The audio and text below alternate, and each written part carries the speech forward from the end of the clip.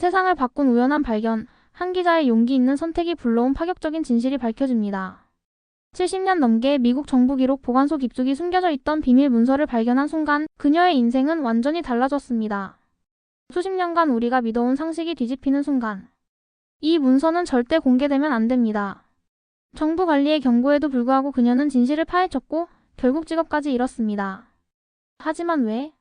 이 문서에 담긴 내용이 그토록 위험했던 이유는 무엇일까요? 호기심이 든다면 지금 바로 확인하세요. 여러분의 생각을 완전히 바꿔놓을 이야기가 시작됩니다. 제 이름은 클레어 윈슬로예요. 저는 워싱턴 DC에 있는 워싱턴 타임즈의 기자였습니다. 저는 제 직업을 그 무엇보다 사랑해요. 매일 아침 저는 새로운 이야기를 찾고 세상과 공유하는 것에 설레었었죠. 저는 항상 미국이 지구상에서 가장 좋은 나라라고 믿었었어요. 왜 그렇지 않겠어요? 우리의 영화, 음악, 책들은 어디에나 있었습니다. 우리 학교들은 가장 똑똑한 학생들을 가르쳤고요.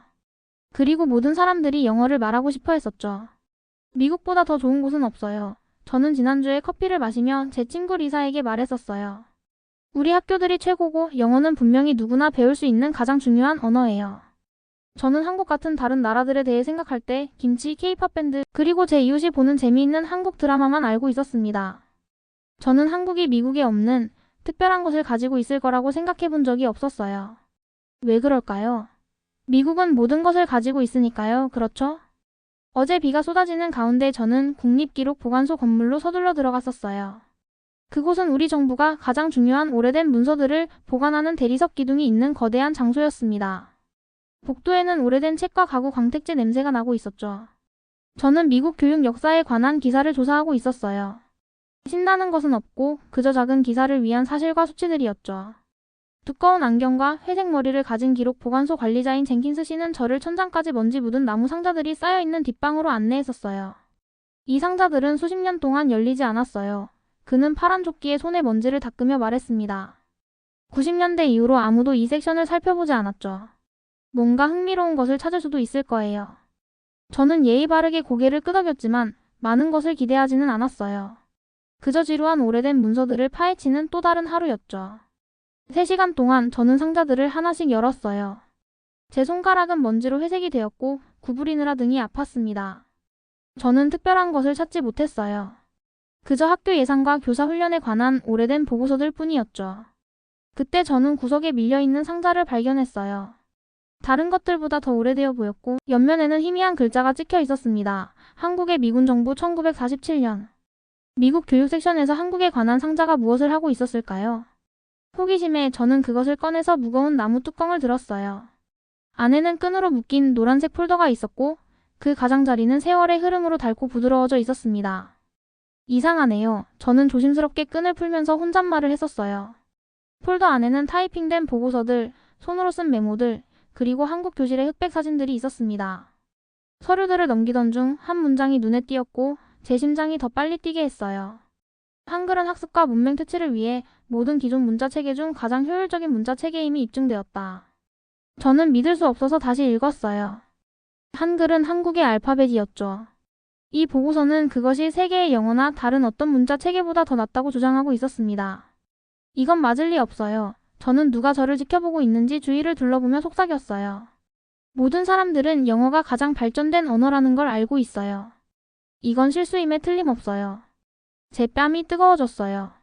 어떻게 외국 알파벳이 우리 것보다 더 좋을 수 있을까요? 이해가 되지 않았습니다. 하지만 계속 읽어나가면서 저는 이것이 단지 누군가의 의견이 아니라는 것을 알았어요. 이것은 차트, 통계, 연구가 있는 공식 미국 정부 보고서였습니다. 1947년에 미국 연구자들은 한국인들이 한글로 읽고 쓰는 것을 다른 문자 체계를 배우는 사람들보다 훨씬 빠르게 배운다는 것을 발견했었죠. 저는 의자에 기대어 앉았고 서류들이 눈앞에 펼쳐져 있었어요.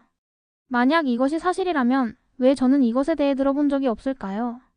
왜 우리는 학교에서 이것을 배우지 않았을까요? 왜 이것이 상식이 아닐까요? 제 마음은 질문들로 가득 찼어요. 이 정보가 일부러 숨겨진 건가요? 아무도 신경 쓰지 않았나요? 아니면 그냥 사람들이 이것을 잊어버린 건가요? 밖에 비는 그쳤지만 저는 거의 알아차리지 못했어요. 저는 휴대폰으로 각 페이지를 조심스럽게 촬영하고 메모를 하느라 너무 바빴습니다. 이것은 제가 계획했던 것보다 훨씬 더 큰 이야기가 될 수 있었어요. 보관소는 15분 후에 닫습니다. 젠긴스 씨가 문간에서 외쳐섰어요. 저는 빠르게 문서들을 모아서 다시 폴더에 넣었습니다. 하지만 상자에 다시 넣기 전에 저는 마지막으로 길게 보았어요. 이것은 제가 알고 있다고 생각했던 모든 것을 바꿀 수 있을 거예요. 저는 조심스럽게 폴더를 제 가방에 넣으면서 혼잣말을 했었어요. 저는 내일 그것을 돌려놓을 예정이었지만 오늘 밤 저는 그것을 더 자세히 연구할 필요가 있었습니다. 시원한 저녁 공기 속으로 걸어나가면서 저는 이 발견이 한국과 그 알파벳에 대한 제 생각뿐만 아니라 제 인생 전체를 바꿀 것이라는 것을 전혀 알지 못했었어요. 저는 밤새 잠을 이룰 수 없었어요. 한글에 관한 그 문서들이 제 머릿속에서 계속 맴돌았었죠. 저는 제가 발견한 것에 대해 생각하며 뒤척였습니다. 아침이 되자 제 아파트 바닥은 밤새 제가 끄적인 메모들로 가득 찼었어요. 만약 한글이 정말로 그 문서가 주장한 만큼 놀랍다면 왜 모든 사람들이 그것에 대해 알지 못했을까요? 왜 저는 학교에서 이것에 대해 배우지 않았을까요? 저는 김이 나는 커피 한 잔과 함께 주방 테이블에 앉아 노트북을 열었어요. 제 손가락은 한국어와 그 역사에 대한 정보를 검색하며 키보드 위로 날아다녔었습니다. 와우, 저는 기사를 하나씩 읽으며 속삭였어요. 이건 정말 믿을 수 없네요. 저는 한글이 대부분의 알파벳처럼 수백 년에 걸쳐 천천히 만들어진 것이 아니라는 것을 알았어요. 그것은 1443년에 세종대 왕이라는 한국의 왕에 의해 한 번에 발명되었었죠. 그는 부유하고 교육받은 사람들뿐만 아니라 일반 사람들이 쉽게 배울 수 있도록 특별히 디자인했었습니다. 제 메모장에 저는 이렇게 썼어요. 세종대왕은 한국의 에이브러임 링컨? 왜냐하면 그는 정말로 일반 사람들을 돕는 것에 관심이 있어 보였기 때문이었죠. 읽으면 읽을수록 저는 더 매료되었어요. 항상 그들이 내는 소리와 일치하지 않는 영어 글자들과 달리 각 한글 글자는 그 소리를 내기 위해 입을 어떻게 위치시켜야 하는지 정확히 보여줍니다. 이건 정말 놀라워요. 저는 텅 빈 제 아파트에 큰 소리로 말했어요. 하지만 저는 더 많이 아는 진짜 전문가들과 이야기할 필요가 있어요. 저는 한글을 이해하고 왜 그 효율성이 비밀로 유지되었을지 도움을 줄 수 있는 사람들의 목록을 만들었어요. 제 목록의 맨 위에는 조지타운 대학교의 유명한 한국학 학자인 박정훈 교수가 있었습니다. 3번의 이메일과 2번의 전화 통화 끝에 저는 마침내 다음날 그를 만날 약속을 잡았었어요. 제가 도착했을 때 대학 카페는 학생들로 붐비고 있었죠. 박 교수는 쉽게 알아볼 수 있었어요. 은색태 안경과 깔끔한 회색 수염을 가진 60대의 품이 있어 보이는 남자였습니다. 그는 구석에 앉아 책을 읽고 있었어요. 박 교수님? 저는 그의 테이블로 다가가며 물었어요. 저는 클레어 윈슬로예요. 만나주셔서 감사합니다. 그는 미소를 지으며 그의 맞은편 의자를 가리켰습니다. 앉으세요. 흥미로운 문서를 발견하셨다고 했죠? 제가 1947년 보고서에 대해 말하자마자 그의 눈은 크리스마스 선물을 보는 아이처럼 빛났었어요. 볼 수 있을까요? 그는 손을 내밀며 열심히 물었습니다. 저는 조심스럽게 폴더에서 사본을 꺼내 그에게 건넸어요. 교수는 독서용 안경을 쓰고 가끔씩 고개를 끄덕이며 각 페이지를 연구했었죠. 전혀 놀랍지 않네요. 박 교수는 전체를 다 읽은 후 말했어요. 한글은 그냥 무작위로 던져 모은 기호들이 아니에요. 각 글자는 그 소리를 발음할 때 입이 만드는 모양에 기초하여 신중하게 설계되었죠. 완전히 과학적이에요. 그는 냅킨을 가져와 빠르게 몇 개의 한국어 글자를 그렸습니다. 보세요. 이 글자 기억은지 소리를 낼 때 혀의 위치를 보여줘요. 그리고 이 모모노노를 말할 때 입의 모양을 나타내죠. 모든 것이 의미가 있어요. 하지만 그렇게 대단하다면 왜 전 세계적으로 더 유명하지 않을까요? 저는 커피를 저으며 물었어요. 왜 우리는 학교에서 이것에 대해 배우지 않나요? 박 교수는 한숨을 쉬고 잠시 창밖을 바라보았어요. 그가 저에게 다시 돌아왔을 때 그의 표정은 진지했습니다. 2차 세계대전 이후 많은 미국인들은 한국 문화를 홍보하는 데 관심이 없었어요. 그는 설명했습니다. 그들은 미국의 영향력과 영어를 퍼뜨리는 데 집중했었죠. 한국은 그저 더 큰 강대국들 사이에 끼인 작은 나라였어요.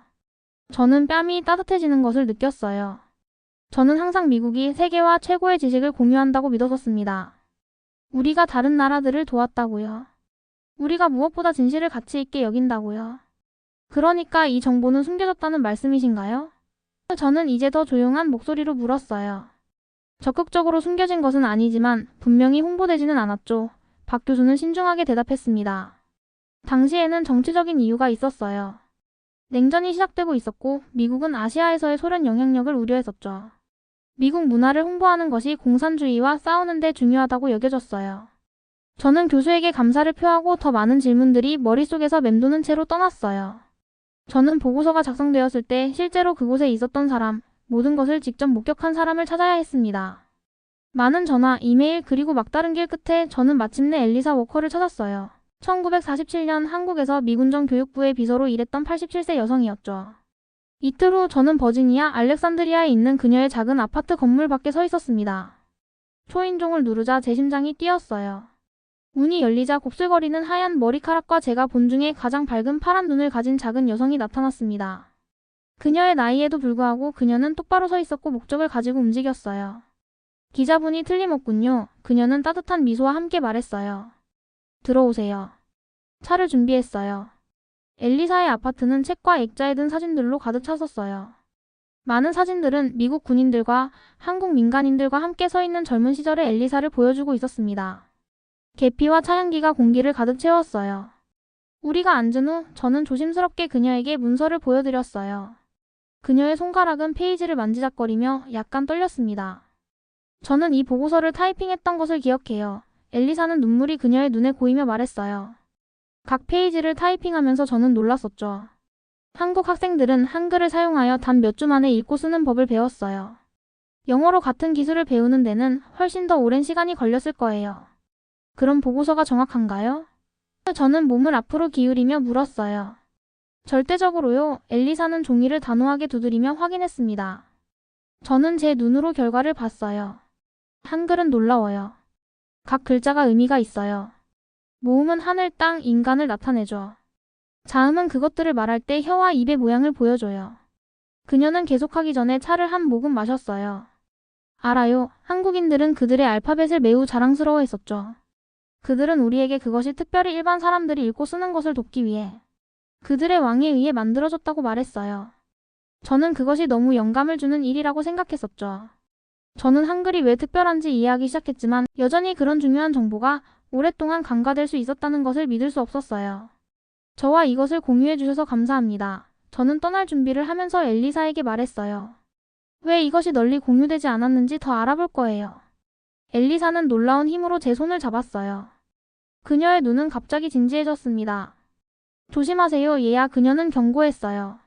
어떤 사람들은 이 이야기가 전해지는 것을 원하지 않을 수도 있어요. 이 모든 세월이 지난 후에도 사람들은 그들의 믿음이 도전받는 것을 좋아하지 않아요. 제가 차로 걸어가는 동안 따뜻한 봄 공기에도 불구하고 등골이 오싹했어요. 저는 무엇에 걸려 넘어졌을까요? 그리고 진실을 밝히기 위해 얼마나 멀리 가야 할까요? 다음 날 아침 저는 발걸음이 가벼워진 채로 워싱턴 타임즈 사무실로 걸어 들어갔어요. 뉴스룸은 평소의 월요일 에너지로 활기차졌죠. 전화벨이 울리고 키보드가 딸깍거리고 기자들이 마감 시간을 맞추기 위해 서두르고 있었습니다.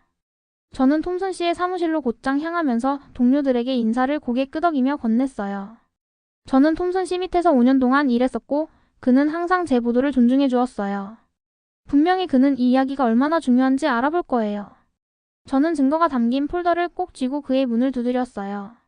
들어오세요. 그가 외쳤습니다. 톰슨 씨는 그날의 헤드라인을 검토하면서 그의 큰 오크 책상 뒤에 앉아 있었고 독서용 안경이 그의 코에 걸쳐 있었어요. 그의 사무실은 커피와 그가 항상 책상 위 유리병에 보관하던 페퍼민트 사탕 냄새가 났었죠. 안녕하세요. 톰슨 씨, 저는 제 흥분을 억누르려고 하면서 말했어요. 놀라운 것을 발견했는데 환상적인 특별 기사가 될 것 같아요. 그는 저에게 앉으라고 손짓했어요. 뭘 가지고 왔나, 클레어? 한국 알파벳이 얼마나 효율적인지에 대한 특별 기사를 쓰고 싶어요. 저는 제 문서들을 꺼내며 말했어요. 1947년에 정부 보고서를 발견했는데 그것이 세계에서 가장 과학적으로 설계된 문자 체계임을 증명하고 있어요. 정말 믿을 수 없어요. 사람들이 단 몇 주 만에 읽고 쓰는 법을 배울 수 있다니까요. 저는 그가 감명을 받거나 적어도 호기심을 보일 거라고 기대했어요. 대신 톰슨 씨의 덥수룩한 눈썹이 찡그림으로 모아졌어요. 그는 안경을 벗고 눈을 문질렀습니다. 클레어, 그는 한숨을 쉬며 말했어요. 우리 독자들은 외국 알파벳에 관심이 없어. 그들은 미국의 우수성에 대한 이야기를 원하지 한국 문자 체계에 대한 것이 아니야. 제 미소가 사라졌어요. 하지만 이건 중요해요. 저는 그에게 문서를 밀어주며 주장했어요. 이것은 우리가 언어와 교육에 대해 항상 믿어왔던 것에 도전해요. 이건 우리가 학습에 대해 생각하는 방식을 바꿀 수 있는 발견이에요. 톰슨 씨는 제 서류를 전혀 보지도 않았어요. 그는 의자에 등을 기대고 팔짱을 꼈습니다. 이봐, 그는 단호하게 말했고 그의 목소리는 더 차가워졌어요. 이런 종류의 민감한 주제는 우리 신문의 평판을 손상시킬 수 있어. 우리 독자들은 우리가 미국 가치를 지지하고 외국 시스템을 우리 것보다 더 좋다고 홍보하지 않기를 기대해. 다른 이야기를 찾아 저의 뺨이 화끈거렸어요. 저는 제 문서들을 모으고 일어섰습니다. 이해했어요. 저는 이해하지 못했음에도 말했어요. 제 책상으로 돌아와 저는 컴퓨터 화면을 응시했어요. 저는 실망했지만 놀라지는 않았어요. 마음 깊은 곳에서 저는 톰슨 씨가 이렇게 반응할 수도 있다는 것을 알고 있었죠. 그는 구식이었어요. 항상 미국의 우수성과 애국적 저널리즘에 대해 이야기했었습니다. 다른 방법을 찾아야겠어요. 저는 혼잣말로 속삭였어요. 다음 주 동안 저는 모든 자유시간을 한글과 1947년 보고서를 연구하는 데 썼어요. 낮에는 정규 신문 과제에 집중했고 밤에는 제 한글 이야기를 조사했었죠. 하지만 더 깊이 파고들수록 이상한 일들이 일어나기 시작했어요.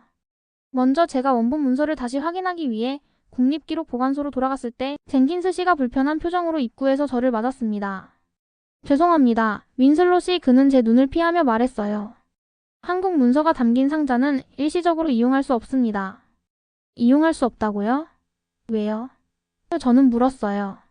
일상적인 보존 작업이요. 그는 대답했지만 그의 눈은 제 눈에서 떨어져 있었습니다. 저는 불안한 느낌을 안고 기록 보관소를 떠났어요. 타이밍이 너무 편리해 보였습니다. 이틀 후 저는 역사적 언어 정책에 대해 교육부 관리와 인터뷰를 하고 있었어요. 우리는 그녀의 사무실에서 커피를 마시고 있었는데 갑자기 노크 없이 문이 열렸습니다. 완벽하게 다림질된 정장과 차가운 회색 눈을 가진 키 큰 남자가 들어왔어요. 그는 미소 짓지 않았습니다. 방해해서 죄송합니다. 그는 저를 완전히 무시하고 관리에게 말했어요. 이 인터뷰는 지금 끝나야 합니다.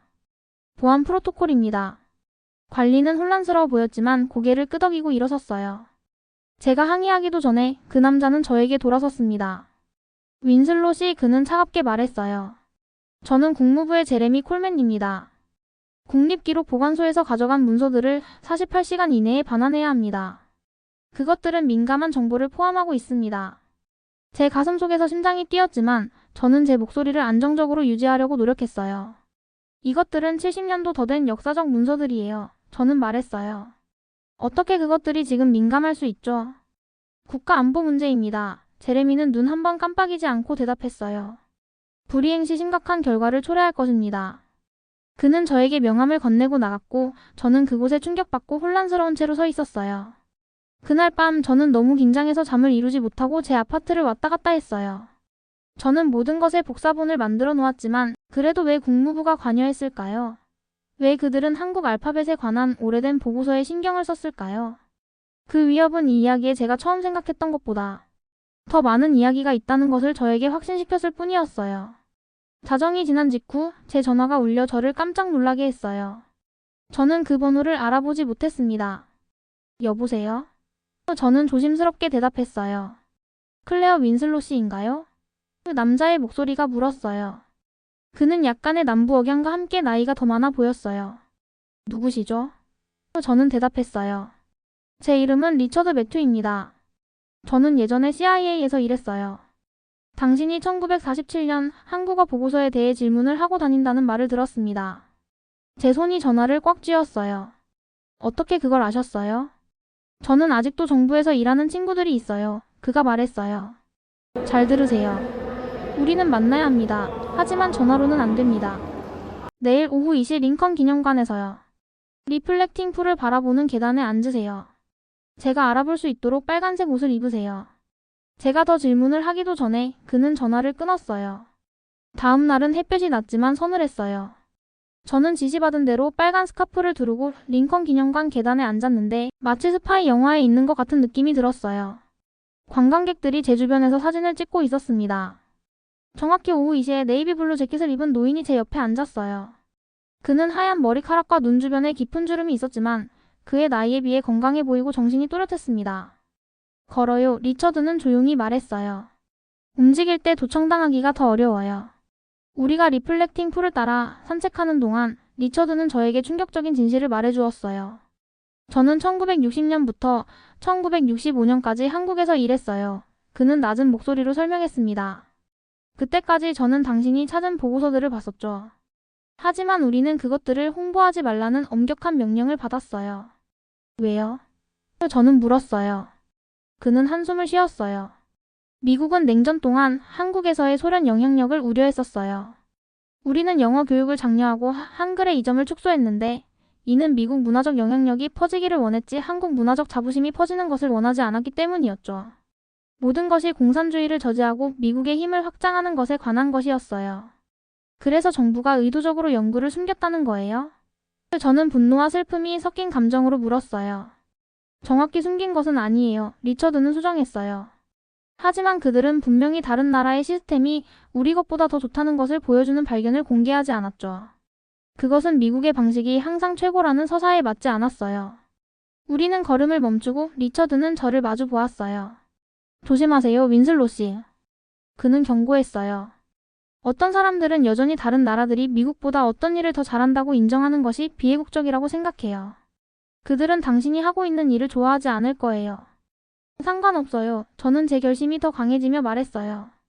사람들은 진실을 알 권리가 있어요. 리처드가 걸어가는 것을 지켜보면서 저는 결정을 내렸어요.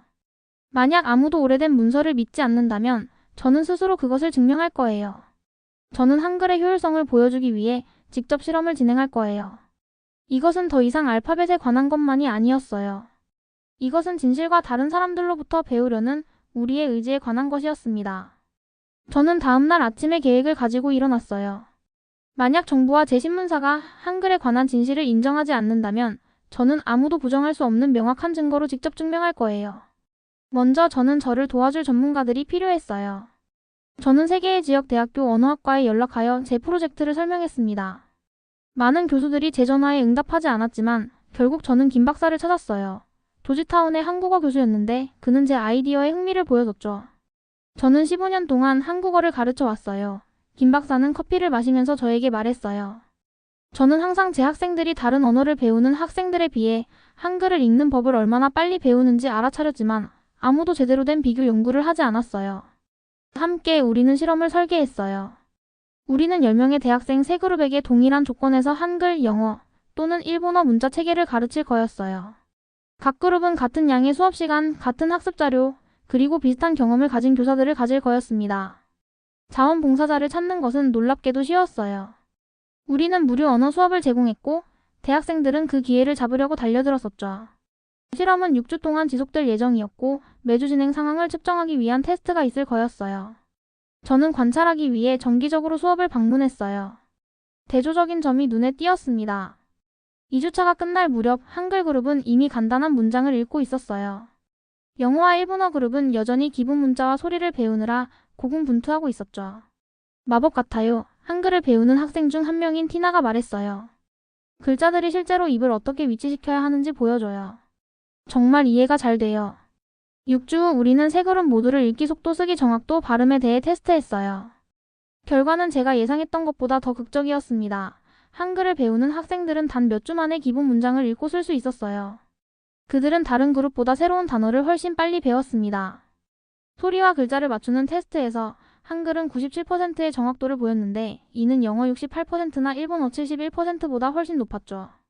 이건 놀라워요. 김 박사는 그의 사무실에서 최종 결과를 검토하면서 말했어요. 한글의 디자인은 인간 언어에 완벽하게 맞아요. 각 자음 모양은 그 소리를 만들기 위해 혀와 입술이 어떻게 움직이는지 보여줘요. 세종대왕은 천재였고 그의 시대보다 수색이 앞서 있었어요. 왜 더 많은 사람들이 이것에 대해 알지 못할까요? 저는 물었어요. 김 박사는 슬프게 미소 지었어요. 때로는 가장 놀라운 것들이 바로 우리 앞에 있지만 우리는 그것을 알아차리기에는 너무 우리 자신의 문화에 집중하고 있어요. 제 실험 결과, 역사적 문서들, 그리고 인터뷰들로 무장한 저는 제 경력에서 가장 강력한 기사를 썼어요. 그것은 단지 한글의 효율성에 관한 것이 아니었어요. 그것은 제가 평생 믿어왔던 깊게 뿌리내린 문화적 편견들과 미국의 우월성에 관한 신화들에 도전했습니다. 제가 톰슨 씨에게 기사를 제출했을 때 그는 그것을 읽지도 않았어요. 우리는 이것을 출판하지 않을 거라고 말했잖아. 그는 차갑게 말했어요. 다른 것에 대해 쓸 것을 찾아. 저는 포기하지 않았어요. 저는 수십 개의 출판사에 연락했고 마침내 글로벌 퍼스펙티브라는 독립뉴스 웹사이트가 제 이야기를 실어주기로 동의했습니다. 기사의 제목은 숨겨진 진실. 미국이 세계에서 가장 과학적인 알파벳을 간과한 방법이었어요.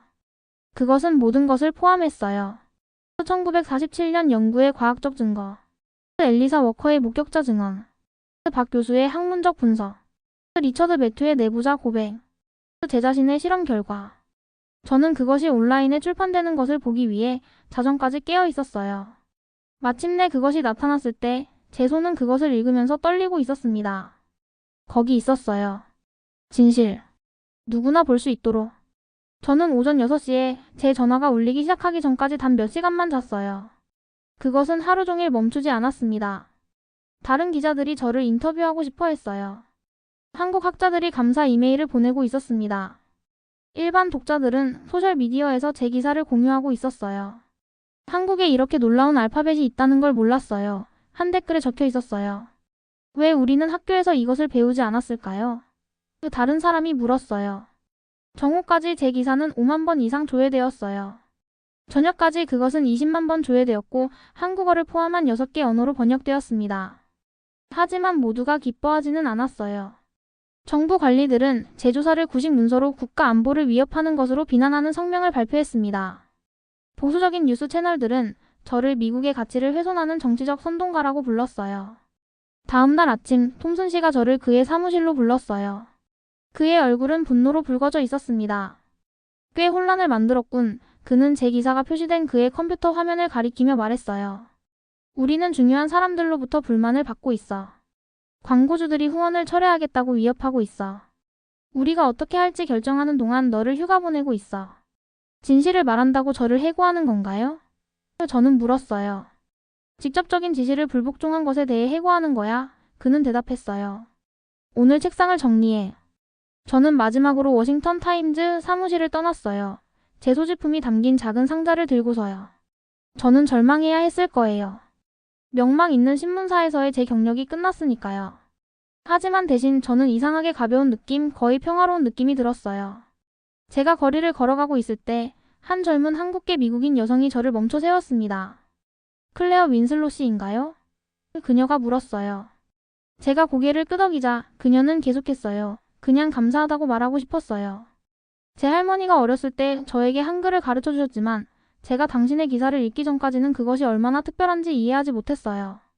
당신은 제가 제 유산을 자랑스럽게 만들었어요. 그녀의 말이 제 눈에 눈물을 가져왔어요. 저는 제 직업을 잃었지만 더 중요한 것을 찾았어요. 진실이요. 그리고 저는 다른 사람들도 그것을 볼 수 있도록 도왔습니다. 그날 밤 더 많은 지지 이메일이 쏟아져 들어오면서 저는 이것이 제 이야기의 끝이 아니라는 것을 깨달았어요. 그것은 단지 시작일 뿐이었습니다. 제가 직업을 잃은 다음 날 아침, 저는 다음에 무엇을 해야 할지 궁금해하며 주방 테이블에 앉았어요. 제 전화는 계속해서 메시지와 이메일로 울려댔습니다. 몇몇은 화가 나서 저를 비미국적이라고 불렀어요. 하지만 대부분은 한글에 관한 진실을 공유해준 것에 대해 감사하며 지지해 주었습니다. 한 이메일이 제 눈에 띄었어요. 그것은 KBS, 한국의 주요 방송 네트워크에서 온 것이었는데 제 발견과 연구에 대해 인터뷰를 요청하는 내용이었죠. 저의 첫 번째 반응은 거절하는 것이었어요. 저는 명성을 찾고 있지 않았거든요.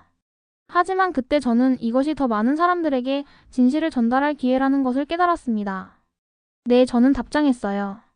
제가 배운 것에 대해 이야기하게 되어 기쁠 거예요. 그 인터뷰는 또 다른 인터뷰로 이어졌어요. 곧 저는 라디오쇼, 팟캐스트, 뉴스 프로그램에서 이야기하고 있었습니다. 매번 저는 한글이 왜 특별한지, 그리고 왜 그 가치를 인정하는 것이 미국을 덜 위대하게 만들지 않는지 설명했어요. 다른 문화의 성취를 인정하는 것은 우리 자신의 것을 깎아내리는 것이 아니에요. 저는 한 인터뷰 동안 설명했었어요. 그것은 인간의 창의성과 혁신에 대한 우리의 이해를 풍부하게 해줘요. 우리는 한국의 독창성을 존경하면서도 여전히 자랑스러운 미국인이 될 수 있어요. 처음에는 더 이상 직업이 없었기 때문에 돈에 대해 걱정했어요. 하지만 작은 온라인 교육 회사가 저에게 세계 언어 시스템에 대해 글을 쓰는 직책을 제안했습니다. 급여는 제 신문사 일만큼 좋지 않았지만 그것은 제가 계속해서 연구를 할 수 있게 해주었어요. 점차적으로 더 많은 사람들이 귀를 기울이기 시작했어요. 대학 교수들이 저에게 연락해서 제 발견에 대해 더 알고 싶어 했습니다. 조지타운 대학교는 한글 과학적 알파벳이라는 심포지엄을 개최했는데 저는 박 교수와 다른 언어 전문가들과 함께 연설했었어요. 심지어 몇몇 학교들도 변화하기 시작했어요. 보스턴의 한 고등학교 교사가 저에게 한글을 포함한 다양한 문자 체계를 배우는 그녀의 언어 수업 사진을 이메일로 보냈습니다. 당신의 기사가 저에게 이것을 가르치도록 영감을 주었어요. 그녀는 썼어요. 제 학생들이 매료되어 있어요. 제 기사가 발표된 지 3개월 후 예상치 못한 일이 일어났어요. 커지는 대중의 압력 아래 국무부는 1947년 연구에 관한 더 많은 역사적 문서들을 공개했습니다. 새로운 서류들은 제가 보고한 모든 것을 확인했고, 그리고 한글이 문해력 교육에 얼마나 효과적이었는지에 대해 더 많은 정보를 드러냈어요. 가장 놀라운 이메일은 제 첫 번째 기사 발표 후 6개월 후에 왔어요. 그것은 국제교육 포럼에서 온 것으로 서울, 한국에서 열리는 그들의 연례 회의에서 연설해달라는 초청이었죠. 초청장을 읽으면서 제 손이 떨렸습니다. 그들이 제가 한국에 가기를 원한다고요? 저는 믿을 수 없어서 혼잣말로 속삭였어요. 서울로 가는 비행은 길었지만 저는 거의 알아차리지 못했어요. 저는 제 발표를 연습하고 기본적인 한국어 문구를 배우느라 너무 바빴거든요. 저는 스스로 한글을 배우기 시작했고, 아직 단어들을 이해하지 못하더라도 얼마나 빨리 그것을 읽을 수 있는지에 놀랐었죠. 서울은 제가 상상했던 것과 전혀 달랐어요. 그것은 고대 궁전과 초현대식 고층 빌딩의 놀라운 조합이었습니다. 거리는 깨끗했고 지하철은 효율적이었으며 음식은 맛있었어요. 제가 바라보는 모든 곳에서 저는 표지판, 건물, 광고 등의 한글을 봤어요. 제 인생을 바꾼 아름다운 알파벳이었죠. 회의에서 저는 한국의 높은 문해율 달성 성공으로부터 배우기에 관심이 있는 전 세계의 교육자들을 만났어요. 많은 문해율이 낮은 국가들이 한국 교육 시스템의 측면들을 적용하는 것을 고려하고 있었습니다. 제 연설 당일 저는 가슴이 두근거리며 무대 뒤에 서 있었어요. 42개국에서 온 500명 이상의 사람들이 관객석에 앉아 있었습니다. 제가 그들에게 말할 무슨 권리가 있었을까요? 저는 그저 진실에 우연히 부딪힌 기자였을 뿐이었어요. 제가 연단으로 걸어갔을 때 저는 익숙한 얼굴들을 봤어요. 박 교수님이 저를 지지하기 위해 날아왔었죠. 김 박사님도 거기 있었어요. 심지어 리처드 매튜도 여행을 해서 왔었습니다. 다양한 청중을 바라보며 저는 깊은 숨을 쉬고 제 자신의 관점이 얼마나 많이 변했는지 생각했어요. 1년 전 저는 제 나라가 모든 답을 가지고 있다고 믿었어요. 저는 시작했어요. 저는 미국의 교육, 문화, 언어가 다른 모든 것들보다 우수하다고 생각했어요. 저는 틀렸었고 그 발견에 감사해요. 청중들은 박수를 쳤고 그것은 제가 계속할 용기를 주었어요. 제가 배운 것은 진실이 결코 단순하지 않다는 거예요. 한글의 과학적 디자인은 인간의 혁신이 어디에서든 올 수 있다는 것을 보여줘요. 세종대왕은 1443년에 일반 사람들이 쉽게 읽고 쓸 수 있도록 이 알파벳을 만들었어요. 그의 연민과 과학적 사고는 오늘날 우리 모두가 배울 수 있는 놀라운 것을 만들어냈어요. 제 연설 후 한국 학생들 그룹이 저에게 한글로 쓰인 제 이름을 아름답게 액자에 넣은 서예를 선물했어요. 저는 그들의 선물을 받으면서 눈물이 흐르는 것을 멈출 수 없었습니다. 우리 이야기를 해주셔서 감사합니다. 한 어린 소녀가 조심스러운 영어로 말했어요. 제 여정은 그 연설로 끝나지 않았어요. 출판사가 제 발견에 대한 책을 쓰도록 계약을 제안했습니다. 저는 다음 해에 미국과 한국 사이를 여행하면서 그들의 교육 시스템 사이에 다리를 놓고 세종대왕의 놀라운 발명에 대해 더 많이 배웠어요. 저는 한글을 유창하게 읽게 되었고 한국어 말하기를 이해하기 시작했어요. 그 언어는 저에게 새로운 세계를 열어주었습니다. 제가 전에는 존재한다고 알지 못했던 한국 문학, 역사, 문화였죠. 가장 중요하게 저는 문화적 개방성과 정직한 교육의 옹호자가 되었어요. 저는 미국 전역의 학교를 방문하면서 학생들이 그들의 가정에 의문을 제기하고 모든 문화의 성취를 인정하도록 장려했습니다. 고정된 생각들은 항상 도전받아야 해요. 저는 그들에게 말하곤 했어요. 그것이 우리가 성장하고 배우는 방법이에요. 국립기록보관소에서 금원지 투성이 문서를 발견한 지 3년 후 저는 서울의 광화문 광장에서 세종대왕의 거대한 동상을 올려다보며 서 있었어요. 제 옆에는 톰슨 씨가 서 있었습니다. 네, 저를 해고했던 제 전 상사였죠. 제 책이 베스트셀러가 된 후 그는 연락해서 자신이 틀렸다는 것을 인정했어요. 알파벳이 그렇게 중요할 수 있다고 상상도 못했어요. 그는 동상을 올려다보며 말했어요. 또는 한국이 우리에게 그렇게 많은 것을 가르칠 수 있다는 것도요. 저는 미소 지었어요. 그것이 다른 문화로부터 배우는 아름다움이에요. 만약 우리가 그것들을 인정할 만큼 겸손하다면 어디에나 훌륭한 아이디어들이 있어요. 한때 숨겨져 있던 문서는 제 인생을 바꿨지만 그 영향은 제 개인적인 여정을 훨씬 넘어섰어요. 그것은 다른 문화를 존중하고 그들로부터 배우는 것이 모든 사람들을 위해 세상을 더 풍요롭고 더 좋게 만든다는 것을 많은 사람들이 인식하도록 도왔습니다. 한글에 관해서는 마침내 그것은 국제적인 인정을 받기 시작했어요. 단지 한국의 문자 체계로서가 아니라 인류의 가장 훌륭한 발명 중 하나로서요. 문해력 문제가 있는 몇몇 국가들은 놀라운 성공을 거두며 한글에서 영감을 받은 교육 방법을 사용하기 시작했어요. 때때로 저는 제가 처음으로 그 보고서를 발견했던 국립기록보관소의 그 비 오는 날을 생각해요. 만약 제가 열어볼 다른 상자를 선택했거나 그 문서가 중요하지 않다고 결정했다면 제 인생이 얼마나 달라졌을까요? 하지만 저는 제 호기심을 따르고 제가 배운 것을 공유할 용기를 가졌던 것이 기뻐요. 진실은 항상 찾을 가치가 있어요. 그것이 당신이 알고 있다고 생각했던 모든 것에 도전한다 할지라도요. 오늘의 사연은 여기까지입니다. 앞으로도 계속해서 감동적인 이야기로 찾아올게요. 구독과 좋아요, 알림 설정 꼭 부탁드립니다. 다음 이야기도 많이 기대해주세요. 오늘도 시청해주셔서 감사합니다.